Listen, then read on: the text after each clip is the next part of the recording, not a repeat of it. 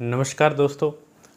कर मुक्त माल को बेचते समय हमें क्या सावधानी रखनी चाहिए, इसके बारे में अपने आज चर्चा करेंगे। दोस्तों, कर मुक्त वस्तुओं पर जीएसटी में कोई कर नहीं लगता है, तो फिर सामान्य सोच यह है कि जब कोई कर नहीं तो पेनल्टी भी नहीं होगी, और इसलिए कर मुक्त वस्तुओं जैसे गेहूं, चावल, जौ, ज्वार, मक्का, बाजरा, दालें सहित कुछ अन्य कृषि उत्पाद एवं अन्य वस्तुएं जो कि जीएसटी में कर मुक्त है के परिवहन के समय लापरवाही हो जाती है, जो कि कभी कभी मुश्किल का कारण बन सकती है। और फिर यह मार्च का महीना भी है, तो वसूली के टारगेट भी रहते हैं, इसलिए चेकिंग भी ज़्यादा होती है। आप कर मुक्त वस्तुओं के परिवहन के समय भी सतर्क रहें और कानून का पालन करें। कुछ विशेष परिस्थितियों में वस्तुएं कर योग्य है तो वहां तो कानून का पालन हो जाता है, लेकिन कर मुक्त होने पर भी सावधानियां रखना जरूरी है। क्या दस्तावेज साथ होने चाहिए, नहीं तो माल कर मुक्त होते हुए भी पेनल्टी लग सकती है। यह भ्रम भी दूर कर लें कि चूंकि माल कर मुक्त है, इसलिए जब कर ही नहीं है तो पेनल्टी कैसे लगेगी। ये मान लीजिए कि जीएसटी एक थोड़ा सा अनोखा कानून है, इसलिए सावधानी ज़रूरी है। सबसे पहले तो यह ध्यान रख लें कि जीएसटी कर मुक्त माल के लिए ई वे बिल की ज़रूरत नहीं होती है, और यदि आप बड़े डीलर हैं और ई इनवॉइस की सीमा में आते हैं तो कर मुक्त माल पर ई इनवॉइस की ज़रूरत भी नहीं होती है।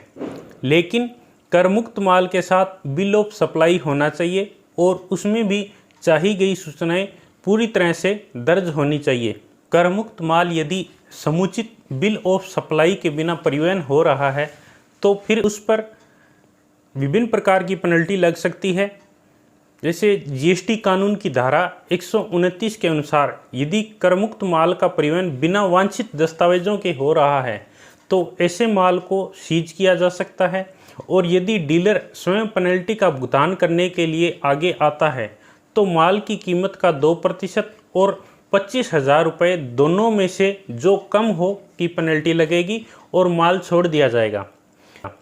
इसी प्रकार जब डीलर पेनल्टी के भुगतान करने के लिए सामने नहीं आता है तो माल की कीमत का 5% और 25,000 रुपये दोनों में से जो भी कम हो की पेनल्टी लगेगी, और यदि पेनल्टी का भुगतान नहीं होता तो माल नहीं छोड़ा जाएगा। यहाँ हम केवल एक ही कर कानून सीजीएसटी की बात कर रहे हैं, लेकिन यदि हम एसजीएसटी को जोड़ते हुए बात करें तो यह पेनल्टी दोहरी हो जाती है।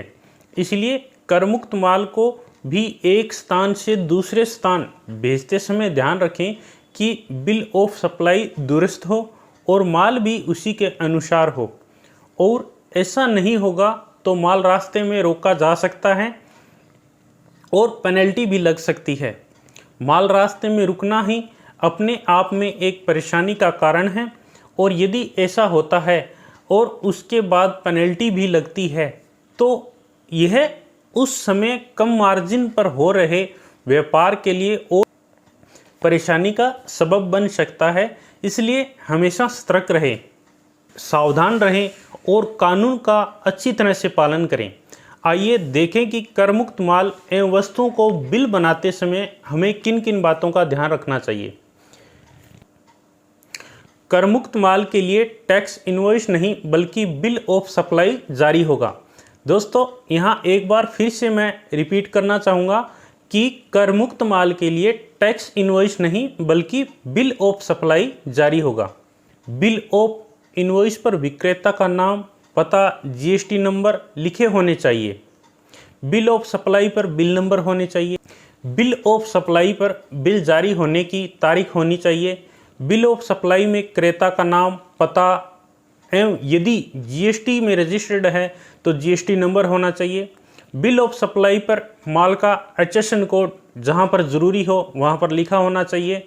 माल का विवरण होना चाहिए। माल की कीमत लिखी होनी चाहिए। सप्लायर अथवा उसके अधिकृत प्रतिनिधि के दस्तखत अथवा डिजिटल दस्तखत होने चाहिए। दोस्तों, उम्मीद है आज का यह वीडियो कर मुक्त माल को भेजने वाली समस्याओं को दूर करने में आपके लिए उपयोगी होगा। धन्यवाद।